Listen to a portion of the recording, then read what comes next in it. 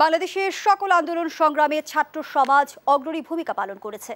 52 ভাষা আন্দোলন, 69-এর গণ অভ্যুত্থান, 71-এর মুক্তিযুদ্ধ, 90 দশকের স্বৈরাচার বিরোধী আন্দোলন এবং সবশেষ 24-এর কোটা সংস্কার আন্দোলন পরিণত হয় গণ অভ্যুত্থানে। দীর্ঘ 15 বছরের দুঃশাসন এক নায়কতন্ত্রের শৃঙ্খল ভেঙে জন্ম হলো যেন এক নতুন বাংলাদেশের। নতুন বাংলাদেশ নিয়ে আমাদের প্রত্যাশার কথা জানতে চাই, সেই সঙ্গে গণ অভ্যুত্থান এবং নতুন সরকার, এই প্রেক্ষাপটে আজকের আলোচনা। দর্শক সবাইকে আমন্ত্রণ জানিয়ে শুরু করছি দেশ টেলিভিশনের নিয়মিত আয়োজন দেশ সন্ধ্যার আজকের আয়োজন। আমি ফারনাজ জি রয়েছি আপনাদের সঙ্গে। আজ আমরা আমন্ত্রণ জানিয়েছি একজন বিশেষ অতিথিকে। দর্শক এ পর্যায়ে আপনাদের সঙ্গে পরিচয় করিয়ে দিতে চাই। স্টুডিওতে আছেন নুরুল হক নুরু, সভাপতি গণ অধিকার পরিষদ। স্বাগত জানাচ্ছি আপনাকে। যদি একটু বলি আমরা যে 24-এ লেখা হলো নতুন ইতিহাস, আমার মনে হয় না যে ভুল বলা হবে। ছাত্র সমাজের হাত ধরে সরকার পতন হলো। আমরা বিগত কয়েকদিন যে বিভীষিকাময় বাস্তবতার সাক্ষী হয়েছি, আমরা যে নারকীয় হত্যাযজ্ঞ দেখেছি, যে শ্বাসরুদ্ধকর বাস্তবতার সাক্ষী হলাম আমরা, সে থেকে আমরা বলতেই পারি কিছুটা পরিত্রাণ আমরা পেয়েছি। নতুন বাংলাদেশ নিয়ে আপনার প্রত্যাশা? প্রথমে আপনাদের চ্যানেলের যারা দেখছেন দর্শকদেরকে শুভেচ্ছা জানাচ্ছি। আমাকে আমন্ত্রণ করার জন্য আপনাকেও ধন্যবাদ। আজকে আমি আপনার এখানে আসার আগে ঢাকা মেডিকেলে গিয়েছিলাম আহতদের দেখার জন্য। আর আমি তো জানেন গ্রেপ্তার হয়েছিলাম, রিমান্ডে ছিলাম। গতকালকে আমরা মুক্তি পেয়েছি নতুন বাংলাদেশে। এই যে এটা তো নতুন বিপ্লব বলেন, দ্বিতীয় মুক্তিযুদ্ধ বলেন, যাই বলেন, এই সংগ্রামটা 2018 সালে আমরা প্রথম ইনিশিয়েট করেছিলাম, কোটা সংস্কার আন্দোলন। সে সময়ে আমরা এরকম একটা সোশ্যাল ইস্যু, সোশ্যাল ডিসপ্যারিটির ইস্যু, যে সরকারি চাকরিতে কোটার একটা সংস্কার, সেই আন্দোলনটা ফেব্রুয়ারি থেকে শুরু করে আমরা 4 অক্টোবর প্রজ্ঞাপনের মাধ্যমে প্রায় 8 মাস চলেছে। তারপরে আন্দোলনটা সমাপ্তি হয়েছে। আর মাঝখানে নাটকীয়তা এবং বলতে গেলে তো লং হিস্ট্রি, এত সময় নেই। তো মূল পয়েন্টটা যেটা ছিল, প্রধানমন্ত্রী সংসদে ঘোষণা দিয়েও সেটা বাস্তবায়ন করেনি। এবং 30শে জুন যদি আপনার লাইব্রেরি এই এখন ব্যাক ফুটেজ দেখেন, যে আমাকে লাইব্রেরির সামনে ফুটবলের মতো মেরেছিল। আমার অপরাধ ছিল যে আমি এই কোটা সংস্কার আন্দোলনের নেতা। তারপর 18 সালে আন্দোলনের পরে 19 সালের ডাকসু নির্বাচন হয়, আমি ভিপি নির্বাচিত হয়েছি। ভিপি নির্বাচন করার পরেও বিভিন্ন জায়গায় গিয়েছি, হামলার শিকার হয়েছি। কারণ দেশে যে একটা ফ্যাসিবাদ ছিল, তার কালচারটাই তো ছিল যে সেই দলের বাইরে, সেই ভয়েসের বাইরে কেউ থাকতে পারবে না। সেক্ষেত্রে এখন এই যে ছাত্র জনতার যে বিপ্লবের যে বিপ্লবোত্তর বাংলাদেশ, যেটা আপনারা সবাই আমরা প্রত্যাশা করছি, যে একটা মানবিক বাংলাদেশ, একটা উদার গণতান্ত্রিক নয়া রাষ্ট্র ব্যবস্থা, যেখানে গণমাধ্যমের স্বাধীনতা থাকবে, আদালতের স্বাধীনতা থাকবে, নাগরিকরা তাদের ভোটাধিকার প্রয়োগের মাধ্যমে সরকার পরিবর্তন করবে। এখনকার যেহেতু পার্লামেন্টারি সিস্টেমে প্রধানমন্ত্রী পদত্যাগ করে গিয়েছেন, রাষ্ট্রপতি পার্লামেন্ট ডিসলভ করে দিয়েছেন, এখন আমরা যেটা বলছি যে এখন তো রাজনৈতিক সরকার ক্ষমতা নিলে সেটাতে কেউ সমর্থন দেবে না। কারণ ওই ধরনের ট্রাস্টেড পলিটিক্যাল পার্টি কিংবা বিশ্বাসযোগ্য পলিটিক্যাল পার্টি এই মুহূর্তে আমাদের আয়নায় নাই। তাই আমরা বলেছি যে একটা ইন্টারিম গভর্নমেন্ট হবে অরাজনৈতিক ব্যক্তিদের নিয়ে, এবং সেখানে প্রফেসর ডক্টর মোহাম্মদ ইউনূস স্যারকে প্রধান করে আমরা প্রস্তাবনা দিয়েছি যে 15 সদস্য হতে পারে কিংবা 11 সদস্য। অন্যান্য রাজনৈতিক দল সবার মতামত নিয়ে ছাত্র আন্দোলনের নেতৃবৃন্দ মতামত দিয়ে ঠিক করবেন। প্রধানের বিষয়ে 3 বাহিনী প্রধান, রাজনৈতিক দল সবাই একমত। এখন আমরা যেটা চাই যে ইন্টারিম গভর্নমেন্টটা আমরা চাই যে এই মুহূর্তে হয়ে যাক, বিকজ এই ইন্টারিম গভর্নমেন্ট না হওয়ার কারণে কিন্তু এখনও ল অ্যান্ড অর্ডার সিচুয়েশন কিন্তু বাজে অবস্থা। এখন যেটা চলছে অনেকটা আসলে নাবিকহীন জাহাজের মতো পরিণত হয়েছে দেশ। নাবিকহীন জাহাজ, তো শৈল্পিক ভাষায় কিংবা এটি সুশীল ভাষায় বলার চেয়ে আমি বিপ্লবের ভাষায় বলতে গেলে, আন্দোলনের ভাষায় বলতে গেলে, এখন যেটা চলছে এটা একটা নৈরাজ্য। এই নৈরাজ্য বাংলাদেশে চলবে, এই জন্য এতগুলো মানুষ জীবন দেয়নি। আমরা হাত পা ভাঙি নাই, রক্তাক্ত হয়নি, বিকজ আমাদের ভীষণটা ছিল একটা সহনশীল বাংলাদেশ হবে। আজকে টেলিভিশন ভবন জ্বালিয়ে দিচ্ছে, ওষুধ কোম্পানি যে আগুন দিচ্ছে, ইন্ডাস্ট্রিগুলো আগুন দিচ্ছে। একটা ইন্ডাস্ট্রিতে 5,000, 10,000, 12,000, 13,000 মানুষ, ইন্ডাস্ট্রি যার হোক, কিন্তু ওইখানে তো বিভিন্ন মত পথের মানুষ চাকরি করে। তাদের আপনি বলছেন গণমাধ্যমের স্বাধীনতার কথা, আমরা যদি দেশ টিভির বাস্তবতা তুলে ধরি, 18 জুলাই কিন্তু আন্দোলনের তথ্য তোলার অপরাধে যদি আমরা তৎকালীন সরকারের কথা বলি, কিংবা শিক্ষার্থীদের সঠিক মৃত্যুর তথ্য উপস্থাপন করার জন্য দেশ টিভির ট্রান্সমিশন কিন্তু আধা ঘন্টার মতো বন্ধ ছিল। না, এটা তো বিশেষ করে সত্যিকার অর্থে শুধু দেশ টিভি না, তথ্যমন্ত্রীর নির্দেশে এমনটি ঘটেছিল। গত এই আপনার 15 বছরে এই আওয়ামী ফেসিবাদের রেজিমে কোনো গণমাধ্যম স্বাধীন ছিল। আমি কারাগারে ছিলাম, তো কারাগারে সব পত্রিকা ঢোকে, প্রথম আলো পত্রিকা কারাগারে ঢোকে না, কারণ সরকার নির্দেশনা। এবং প্রধানমন্ত্রী তো একটা দেশের নির্বাহী প্রধান, রাষ্ট্রপ্রধান, কতটা বিদ্বেষপূর্ণ মনোভাব থাকলে পার্লামেন্টে দাঁড়িয়ে দুটো পত্রিকার বিরুদ্ধে নিষেধাজ্ঞা করে, যে আমি প্রথম আলো ডেইলি স্টার তিনি পড়েন না, পত্রিকার বিরুদ্ধে বিদ্বেষ। সো এটা শুধু প্রথম আলো ডেইলি স্টার না, আর বাকি পত্রিকা এবং সাংবাদিকদের গলায় এটা ফাঁসির রশি পড়াই দিয়েছে, যে টান দিলেই তোমার মৃত্যু, ডিজিটাল নিরাপত্তা আইনের মাধ্যমে। এমন হুমকি ধামকির সম্মুখীন কিন্তু আমাদের সাংবাদিকরাও হয়েছে, বারবার হুমকি ধামকি হয়েছে। কোটা সংস্কার আন্দোলনকে যদি বলি যে অনিয়ার করার জন্য হুমকি ধামকির সম্মুখীন হতে হয়েছে, দেশ টেলিভিশনের গাড়ি জ্বালিয়ে দেওয়া হয়েছে। এইখানে এখন সত্যিকার অর্থে আমি যেটা মনে করছি, টু বি অনেস্ট, কিছু কিছু চ্যানেলের ভূমিকাটা এত নগ্ন ছিল, যে কারণে কিন্তু আম জনতা বা আন্দোলনকারী বলেন তাদের একটা ক্ষোভের জায়গাটা ছিল। তবে আমি ব্যক্তিগতভাবে মনে করি যে এই ক্ষোভটা যৌক্তিক না, এই কারণে যে একটা চ্যানেল ওই হাউজের পলিসি থাকে, আপনি উপস্থাপক আপনাকে যদি কোশ্চেন সেট করে দেয় যে এর বাইরে কোশ্চেন করা যাবে না, সে আপনি চাইলে করতে পারবেন না।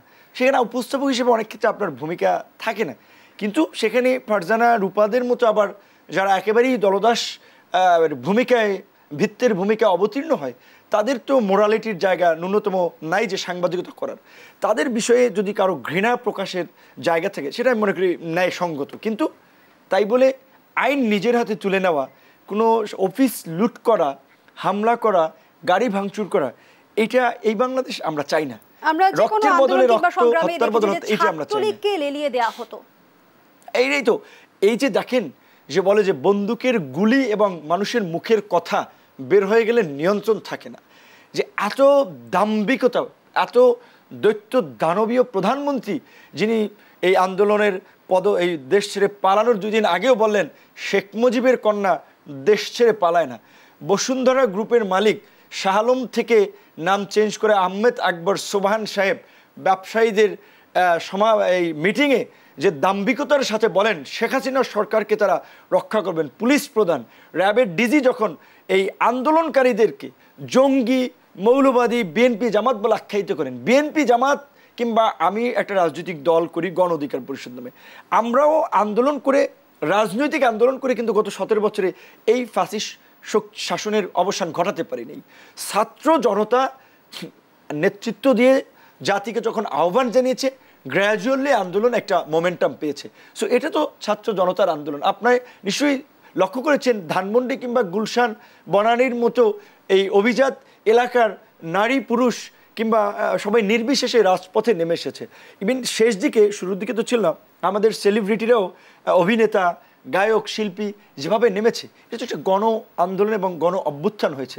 তো এই আন্দোলনকে যেভাবে কালার দেওয়া হয়েছে, ধরেন টক শোতে, 71 টিভিতে কিংবা আরও যে একটা চ্যানেলে, সেটা তাদের প্রতি কিছুটা ক্ষোভ ছিল। কিন্তু তারপরে আমি মনে করি যে আমরা বিজয়ী হিসেবে আমাদের দায়িত্ব একটা শান্তিপূর্ণ পরিবেশ রক্ষা করা। এখন এইখানে মাশরাফির বাড়িতে হামলা হচ্ছে, ওইটা ইন্ডিয়ান গণমাধ্যম বলছে লিটন দাস সংখ্যালঘু, তাই তার বাড়িতে হামলা হচ্ছে। এইখানে আমাদের পার্শ্ববর্তী দেশের গণমাধ্যমকে যদি সরকার নিয়ন্ত্রণ করতে চায়, তাহলে গণমাধ্যমের কি করার আছে? না, আমি এই জন্য বলছি, কিন্তু এখানে আমি তো পরিষ্কারভাবেই বলছি যে তখন হাউস পলিসির বাইরে সাংবাদিকরা তো যেতে পারে না, রিপোর্টাররা তো যেতে পারে না। তো সেখানে তাদের প্রতি কোনো ধরনের ক্ষোভ দেখানোটা উচিত না। বরঞ্চ আমার অভিজ্ঞতা থেকে আমি আমার তরুণ বন্ধুদের উদ্দেশ্যে এইটুকু বলতে পারি, আমি আজকে ছাত্র আন্দোলন থেকে টক শো করে বিভিন্ন পর্যায়ে আমার অবস্থান পরিচিতি হয়েছে, ডাকসুর বিপি হয়েছি। এবার আমার এই জায়গায় আসার পেছনে অনেক সাংবাদিকের ভূমিকা আছে, আমি তাদের ভূমিকা কৃতজ্ঞতার সাথে স্বীকার করি। বিপদের দিনে পুলিশ থেকে, হামলা থেকে ইনফরমেশন দিয়ে তারা হেল্প করেছে। সো সাংবাদিকরা অনেক ভালো কাজও করে, এবং এই ভালো কাজ করতে গিয়ে সাগর রুনির মতো সাংবাদিকরা জীবন দিয়েছে। সো এই আন্দোলনেও এই যে আপনি বলেছেন, হ্যাঁ দেশ টিভির সাথে যদিও ধরেন সরকার ঘনিষ্ঠ লোকজনের মালিকানা বা পরিচালনা পর্ষদের সংশ্লিষ্টতা ছিল, কিন্তু তারপরেও ওই যে আপনি বলছেন, তারপরেও যতটুকু প্রচার করেছেন তাতে আপনার চ্যানেল বন্ধ করে দিয়েছে, আরও দু একটা চ্যানেল বন্ধ করেছে। কাজে এই পরিস্থিতির জায়গা থেকে তো বিবেকের তাড়না থেকে আপনারা ন্যূনতম একটা চেষ্টা করেছেন, সেটাকে তো আমাদের ওন করতে হবে, অ্যাপ্রিসিয়েট করতে হবে এই চেষ্টাটাও। কারণ একটা বাইন্ডিংসের মধ্যে থেকে সরকারি আমলা, কর্মচারী, কর্মকর্তাদের মতো চাইলেও অনেক কিছু আপনারা করতে পারেন না। আর আমি পরিষ্কারভাবে যেটা একটা কথা বলতে চাই, এখন মিল, ফ্যাক্টরি, কলকারখানা অগ্নিসংযোগ করা আর সেই হচ্ছে জায়গা থেকে কিন্তু দায়িত্ববোধের জায়গা থেকে কিন্তু দেশ টিভি তার দায়িত্ব পালন করে গেছে শেষ পর্যন্ত। আমি সেটাই বলছি, আমি ইনক্লুডিং আমি বলি যে এই ৭১ টিভির বিতর্কিত ভূমিকা সময় টিভি, কিন্তু আমি মনে করি তারপরেও সেও এখন ফ্রিলি মুভ করবে, বিকজ আমরা তো এখন তার বিহেভিয়ার বা ট্রিটমেন্টটা দেখবো এখন সে মানে কোন টোন নিচ্ছে, কোন লাইন নিচ্ছে, কোন স্ট্যান্ড নিচ্ছে। এখন গণমাধ্যম পুরো জাতি মুক্ত, গণমাধ্যম মুক্ত, কাজে এখন আপনাদের প্রফেশনালিজম আমরা গণমাধ্যমকে যে কোনোভাবে যে প্রেশারাইজ করা হচ্ছে সেটি তো নিশ্চয়ই আপনিও বুঝতে পেরেছেন। আন্দোলন চলাকালীন সময়ে আপনি কয়টা গণমাধ্যমে আসলে সাক্ষাৎকার দিতে পেরেছেন? না, আমার তো বলতে গেলে গত ২ বছরে অলিখিতভাবে বিভিন্ন মিডিয়াতে এমবার্গো দেওয়া ছিল যে ভিপি নূরকে টক শোতে ডাকা যাবে না। একমাত্র তৃতীয় মাত্রার জিল্লুর ভাই তার পার্সোনালিটি বা তার দুঃসাহসের কারণে তৃতীয় মাত্রার কিছু প্রোগ্রামে মাঝে মাঝে গিয়েছিলাম। সত্যিকার অর্থেই গত আমি বলা চলে ১.৫ বছরে খুব কম টক শোতে গিয়েছি। এই আন্দোলন কেন্দ্রিক আবার বিশেষ করে যখন যে ইস্যু আসে যে এখানে যখন তরুণ কিংবা ছাত্র রিলেটেড, আন্দোলন রিলেটেড, সেখানে চিন্তা করে কথা বলার মতো তাহলে তো ডাকসুর বিপি সে আছে ভোকাল, তাকে তখন হচ্ছে। কিন্তু আমি তারপরেও এই দায়টা আমি গণমাধ্যমে তো দিব না, বিকজ আমরা স্টেট পলিসি মেকানিজমটা একটা ভিন্ন জিনিস। তো এই যে ছাত্ররা, আমাদের বন্ধুরা, আমাদের ভাইরা, আমাদের অনুজরা যারা এখন আন্দোলন করছে, আপনি জানেন যে প্রধান সমন্বয়ক নাহিদ আমার প্যানেল থেকে ডাকসু ২০১৯ সালে সংস্কৃতি সম্পাদক পদে নির্বাচন করছে। আসিফ আমাদের যে ছাত্র সংগঠন ছাত্র অধিকারের সভাপতি ছিল, ওদেরকে আমরা শুরু থেকেই পরামর্শ দিয়ে সহযোগিতা করে আজকে এই জায়গাটাতে আন্দোলনটাকে নিয়ে এসেছে, বিকজ আমরা বুঝেছি আজকে সমগ্র জাতি ভুক্তভোগী। কাজে শুরুর দিকেই সরকার পতন দিয়ে আমরা এই জায়গায় আসতে পারতাম না, আস্তে আস্তে সেটা সরকার পতনের এক দফার আন্দোলনে এসেছে। আমরা যদি আন্দোলন চলাকালীন সময়টাই যেতে চাই, নুরুল হক নূর, সে সময় আমরা দেখলাম যে দরজা ভেঙে আপনাকে গ্রেপ্তার করা হলো, রিমান্ডে নেওয়া হলো, নির্যাতন করা হলো, অনেকটা ২ পুলিশের কাঁধে ভর দিয়ে আপনি আদালতে পৌঁছালেন। সেই চিত্রগুলো কিন্তু আমরা গণমাধ্যমের বদলতেই দেখেছি। রাইট। না, আমি এটা আসলে আমার জীবনে এই ধরনের পরিস্থিতি আমি ফেস করিনি, এবং আমি বলেছি ধরেন অনেক নেতা বয়সের কারণে কিংবা সোশ্যাল অবস্থানের কারণে তিনি নির্যাতনের শিকার হয়েছেন, তিনি বলেন নাই। রক্তমাখা শার্ট বদলে নতুন শার্ট পরে আদালতে এসেছেন তার কর্মীদের মনোবল ধরে রাখার জন্য, যে না আমাদেরকে রিমান্ডে নিলে কিছু করে না। আমি অনেকগুলো মিডিয়ায় বলছি এবং এখন বলবো, বিকজ এই মানুষের ডেডিকেশনগুলো দেশের মানুষের জানতে হবে। জাতীয় ফুটবল দলের অধিনায়ক ছিল সাব জয়ী আপনার অধিনায়ক আমিনুল ইসলাম, ঝুলিয়েছে, গরুচোর গ্রামে মারে, মোবাইল চোর মারে, এইভাবে। আমাকে জামাতের সেক্রেটারি জেনারেল ৬০-এর উপরে বয়স, তার মতো মানুষকে, এবং সকালে বিকালে ২ বেলা আমাকে নিজেকে, মানে ৭১-এ একটা কথা শুনেছিলাম যে কিশোরী বিশেষ করে পর্যায়ের একটা মেয়েকে রেপ করা হচ্ছে, তো তার মা নাকি বলছে যে বাবা আমার মেয়েটা ছোট, তোমরা একটু আস্তে আস্তে বা একজন করে আসো।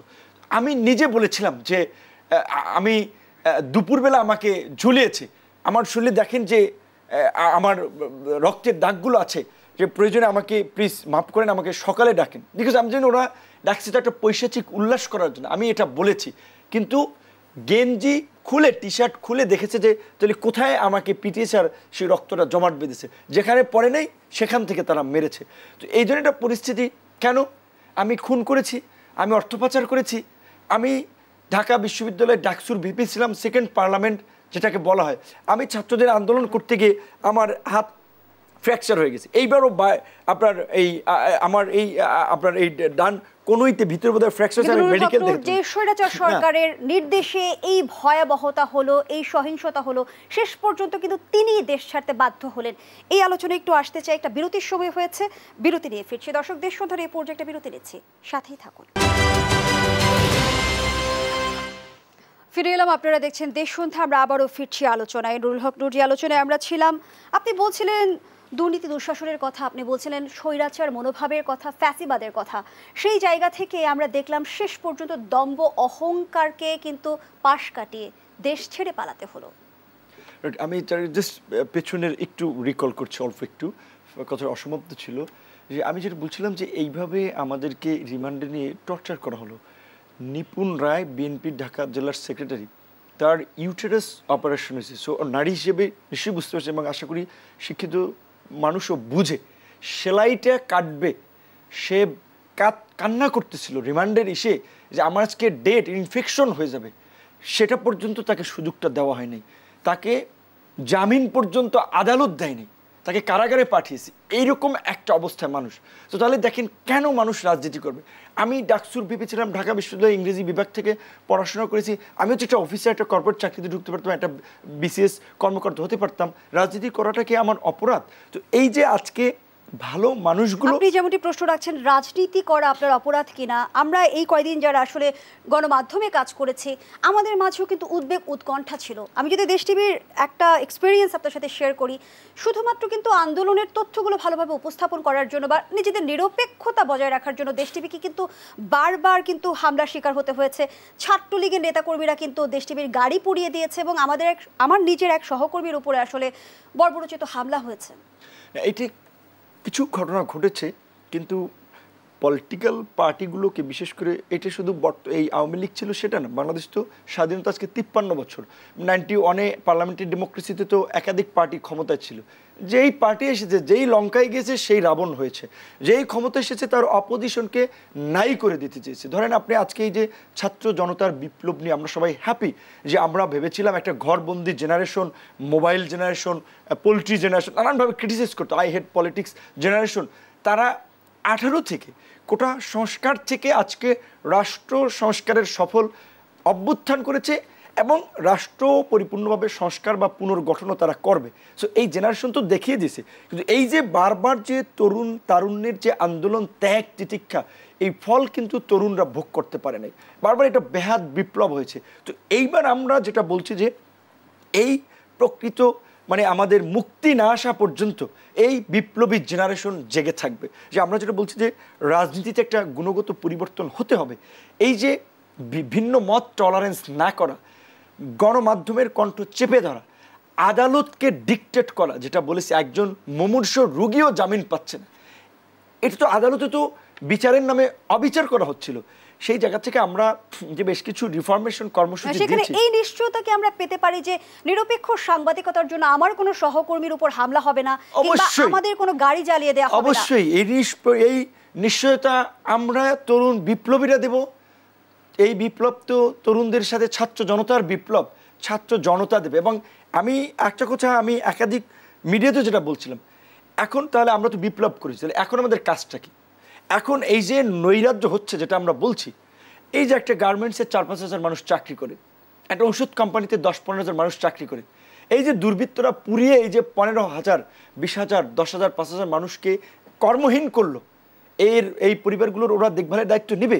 তো এই নৈরাজ্য বন্ধে ছাত্র জনতা সহ রাজনৈতিক দলকে কাজ করা, সেক্ষেত্রে অবশ্যই এই গণমাধ্যমের কাজ করার পরিবেশ তৈরির জন্য সহায়তা করতে হবে, গণমাধ্যম তুলে ধরবে। এবং আপনাদের যে একটা দায়বদ্ধতা, যেটা আপনার বলা চলে, আপনার আমি বিয়ে পড়ে যে গণমাধ্যমকে ফোর্থ স্টেট হিসেবে আপনাদের এই সময়ে কিন্তু এই বিপ্লবীদের পাশাপাশি আরেকটা বিপ্লবী ভূমিকা আপনাদের রাখতে হবে। যে বিপ্লবের নামে কারা দুর্বৃত্তপনা করছে, এখনই প্লট দখল করছে, ফ্ল্যাট দখল করে নিচ্ছে, মার্কেট দখল করে নিচ্ছে। আমার তো আপনার একটি বক্তব্যকে যদি আমি কোট করি, আপনি বলেছেন যে ঘর পোড়ার মধ্যে আলো পোড়া খাওয়া চলবে না। হ্যাঁ, আমি বলি ওই নদ নদী এলাকার লোক তো, দক্ষিণাঞ্চলের, আমার লঞ্চঘাট খেয়াঘাটও ধরেন এটা সরকারি ইজারা নেয়, সেইটাও এখন দখল করে নিচ্ছে। তাহলে এইটা দেখার জন্য কি আমরা এই ফ্যাসিস্ট হাসিনাকে উৎখাত করেছি? এক হাসিনা ফ্যাসিবাদ উৎখাত করে কি আর এক ফ্যাসিবাদ আমরা এখানে নিয়ে এসেছি? তো তাহলে কারা করছে? সরকার পরিবর্তন হয়েছে, ধরাকে সরাজ্ঞান মনে করছে। কোনো রাজনৈতিক সরকার তো ফরমেশন হয় নাই, এখন ইন্টারিম গভর্নমেন্ট হয় নাই, ল অ্যান্ড অর্ডার এটা একবার ডিজাস্টারাস অবস্থা, যে কোনো ঘর পড়ার মধ্যে অনেকে আলু পোড়া খাচ্ছে যে না আমি এটা দখল করে নিই। আমরা ইন্টারিম গভর্নমেন্ট যতক্ষণ পর্যন্ত না একটা ভায়াবল পরিবেশ তৈরি করতে না পারে সুষ্ঠু নির্বাচনের জন্য, রাষ্ট্র মেরামতের পর্যায়ে একটা ধাপ শেষ না করতে পারে, ততক্ষণ পর্যন্ত যে সময়টা লাগে ইন্টারিম গভর্নমেন্টকে কিন্তু আমরা সেটা দেব। কাজে ইন্টারিম গভর্নমেন্ট আসলে তো এই যে বিপ্লবের পরে যারা লুটপাট করছে এই দুর্বৃত্তদের তো সাইজ করবে। আপনার গণমাধ্যমে ভিডিও আসতেছে, প্রমাণ আসতেছে, আমরা ডকুমেন্ট কালেক্ট করতেছি, আমরাই তো ধরিয়ে দেবো যে এরা দুর্বৃত্ত, এরা দেশ জাতির শত্রু। যে আমরা একটা সফল বিপ্লব করেছি, আজকে যে আমি আসলাম ভলান্টিয়ার করতেছে ছাত্ররা, মেয়েরা রাতে 8টা-9টায় ট্রাফিক পুলিশের দায়িত্ব পালন করছে, তারা কষ্ট করছে, আর আপনি আরেকজনের সম্পদ লুটে পুটে একটা নৈরাজ্য চালাবেন, এটা তো আমরা হতে দিতে পারি না, এই গড়পড়ার মধ্যে আলু পোড়া খাওয়া। তো এই বিষয়ে আমরা কঠোর অবস্থানে আছি। প্রাথমিকভাবে আমরা বলেছি রাষ্ট্রপতি মহোদয়কে যে ইন্টারিম গভর্নমেন্ট যদি ফর্ম হয়, ধরেন যিনি স্বরাষ্ট্র আপনার উপদেষ্টা হবেন কিংবা আইন উপদেষ্টা হবেন, তারা এই বিষয়ে দেখবে, যারা ফরেন তারা ফরেনটা দেখবে। সো সেই ক্ষেত্রে এই ফরমেশনটা না হইলে কিন্তু এই সুযোগটা তৈরি হচ্ছে, এবং এখানে কু পাল্টা কু নানান ধরনের পরিস্থিতি আমরা শুনতে পাচ্ছি। সেই জায়গা থেকে আমরা বলছি সম্ভব হলে আজকে মহামান্য রাষ্ট্রপতি, 3 বাহিনী প্রধান ছাত্রদের সাথে আলোচনা করেছে, রাজনৈতিক দলের মতামত নিয়ে ফরমেশনটা দিয়ে দেওয়া। ফরমেশনটা দেওয়ার পরেই প্রাথমিক ধাপ হবে অ্যাডমিনিস্ট্রেশনের মধ্যে একটা শুদ্ধ অভিযান চালানো, বিচার বিভাগ সহ প্রশাসনের যে দলদাসদেরকে আপনার চাকরিচ্যুত করে দক্ষ মেধাবী সৎ কর্মকর্তাদেরকে সামনে আনা, প্রেস মিডিয়াকে অবাধ স্বাধীনতা দেওয়া, সাংবাদিকদেরকে আপনার আইন শৃঙ্খলা বাহিনীর মতো প্রোটেকশন দিয়ে যে তারা যেন সব কিছু কাভার করতে পারে, সব কিছু তুলে আনতে পারে, সে ব্যবস্থা নিতে হবে। দুর্নীতি দমন কমিশনকে সক্রিয় করে এই যে গত 15 বছরে 16 লক্ষ কোটি টাকা পাচার করেছে, যা দিয়ে 3টা বাজেট করতে পারবো আমরা, এই অর্থ ফিরিয়ে আনা। এখানে বসুন্ধরা, এসালোমের মতো কিংবা বেক্সিমকোর মতো মাফিয়া শিল্পগোষ্ঠী যারা রাষ্ট্রের হাজার হাজার কোটি টাকা লোপাট করেছে, তাদের এই প্রতিষ্ঠান ধ্বংস করা যাবে না। এই প্রতিষ্ঠান তো অনেক মানুষের রুটি রুজি, এগুলোকে বাজেয়াপ্ত করে সরকারিভাবে পরিচালনা করা এবং এটা রাষ্ট্রীয় সম্পদ বলে গণ্য করা। কারণ তারা লুটপাট করে, ভূমিদস্যুতা করে তারা এই টাকা বানিয়েছে, জনগণের রক্ত চুষে। কাজেই তারা তো এই ফ্যাসিবাদ যখন উৎখাত হয়েছে, ফ্যাসিবাদের যারা দোসর ছিল তাদেরকে তো নিষিদ্ধ করতে হবে।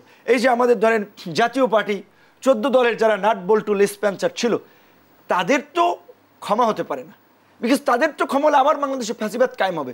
ইটালি, জার্মানিতে যেভাবে নাৎসিরা নিষিদ্ধ হয়েছে, এখানেও এই আওয়ামী ফ্যাসিস্ট শক্তি এবং তার দোসরদেরকে নিষিদ্ধ করতে হবে। এইভাবে ইন্টারিম গভর্নমেন্ট এই কাজগুলো করে দেন তারা একটা ফেয়ার ইলেকশনের দিকে যাবে।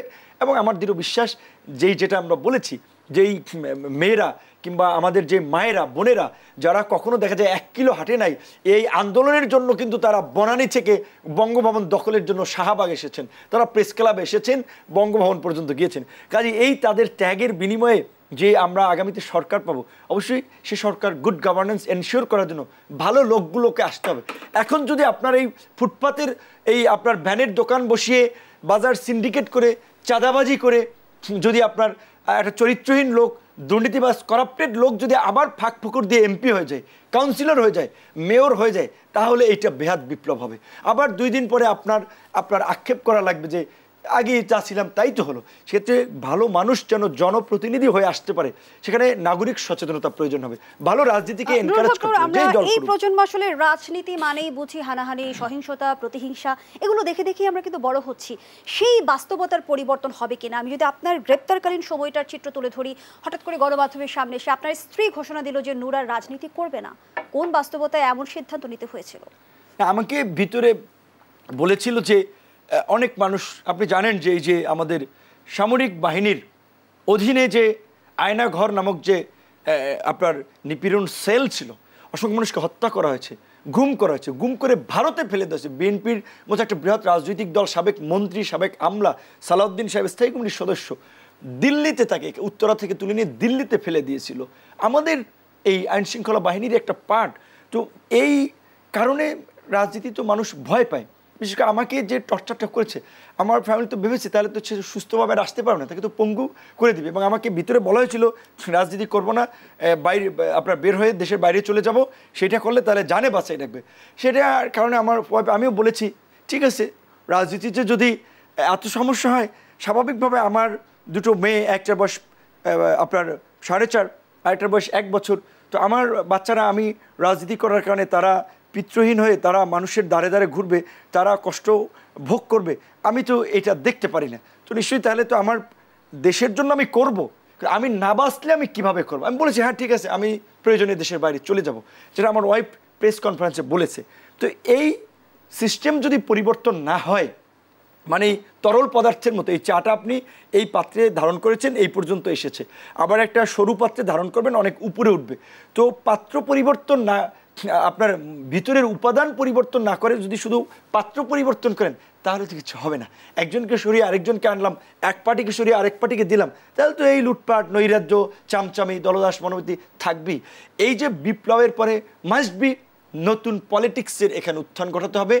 নতুন পলিটিক্সের মাধ্যমে নতুন রাজনৈতিক সমঝোতা, নতুন রাজনৈতিক কমিটমেন্ট রাজনীতিবিদদেরকে জাতির সামনে দিতে হবে। সেটা যদি আপনি দেন, জাতি যদি আপনাকে ট্রাস্ট করে, you will be the leader. আর যাকে ট্রাস্ট করবে সে জাতিকে লিড দেবে, সেই দল রাষ্ট্র ক্ষমতায় আসবে। কিন্তু সেই পরিবেশটা তো এনশিওর করতে হবে। আমরা চাচ্ছি সেখানে আপনার গণমাধ্যমেরও দায়বদ্ধতা আছে, নাগরিক সমাজেরও দায়বদ্ধতা আছে। ওই যে বলছি যে আপনার ইয়াবা বদি কক্সবাজারে আপনি জানেন, বদিকে মনোনয়ন দিল না সমালোচনার কারণে, বদির ওয়াইফকে মনোনয়ন দিয়েছে। বদি সন্ত্রাসী তাই দেয় না, ইয়াবা কিন্তু বদির ওয়াইফকে দিয়েছে। এই ইয়াবা বদি, ওই বিশ্বু শামচু, ওই আন্ডার রফিক, তারা হচ্ছে এখানকার রাজনীতিবিদ। সেখানে কিন্তু শুধু মোড়কে পরিবর্তন হচ্ছে। হ্যাঁ, এইখানে যদি এই সমস্ত ক্যারেক্টারের লোকগুলো যদি রাজনীতিকে রিপ্লেস না হয়, তাহলে কিন্তু এটা বেহাত বিপ্লব হবে এবং আমরা সেটা হতে দেবো না। আমরা কিন্তু পরিষ্কারভাবেই বলছি, যেই ছাত্র তরুণরা সফল অভ্যুত্থান ঘটিয়েছে, সেই ছাত্র যুবক তরুণরাই আগামীর বাংলাদেশের নেতৃত্ব দেবে, আগামীর বাংলাদেশকে নতুনভাবে অভ্যুত্থানের মধ্য দিয়ে কি রাজনীতিতে একটা বিবর্তন হবে, সে প্রত্যাশা আপনি রাখতে পারেন? মাস্ট বি, হতে হবে। এইটা এখনকার আপনি দেখেন যে অন্যান্য সময়ে আন্দোলন সফল, ওকে, তারপরে মোটামুটি এটা নিয়ে আলোচনা থাকে না।